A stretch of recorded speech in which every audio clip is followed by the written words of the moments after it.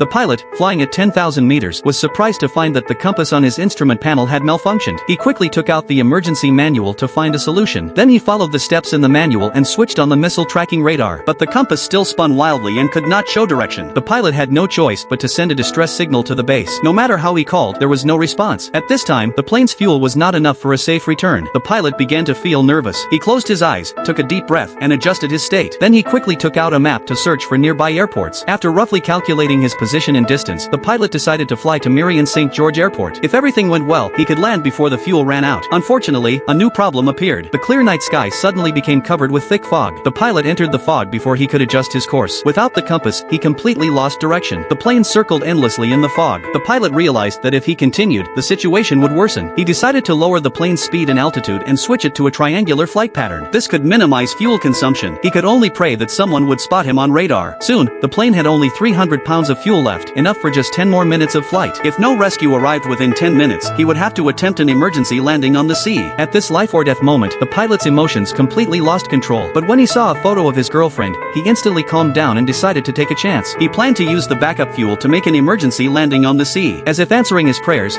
he suddenly saw, below and to the left in the clouds, an old mosquito bomber. The pilot quickly radioed the bomber for help. Time passed, but there was no response. To seize his only chance to survive, he kept calling for help, yet the bomber disappeared into the fog. Just when the pilot felt completely hopeless, the mosquito bomber suddenly appeared in front of him. It waved its wings to signal him to follow. The pilot finally breathed a sigh of relief. He used hand signals to tell the bomber pilot that his compass and electronic systems were broken, and the fuel would only last 3 more minutes. He needed to land at a nearby airport immediately. The mosquito bomber pilot understood the signals and began guiding him to land. The two planes pierced the quiet night sky and passed through the dense fog. Following the runway lights, the pilot successfully landed at a nearby airport. The mosquito bomber did not stop. It saluted him and quickly flew away. After the pilot got out, he saw an old car in front of him. An old soldier in the car told him to get in quickly. Then the soldier explained that the airport had been decommissioned during the war and now served only as a supply station. Soon, the soldier took him to a restaurant. The pilot was about to call his girlfriend but found that all communication devices were out of service. At that moment, he noticed a photo hanging on the wall. The pilot in the photo was the same pilot who had guided him to land. But the old soldier said it was impossible because the pilot in the photo had crashed 14 years ago during a navigation mission. The pilot felt extremely bewildered. Meanwhile, a rumbling sound came from the sky. He hurried outside but saw no planes. Instead, a military vehicle drove toward him. 2 soldiers got out and told the pilot that the airport had been abandoned and unmanaged for a long time. The pilot turned back and saw that the restaurant he had just been in had become a ruin. What do you think the pilot encountered?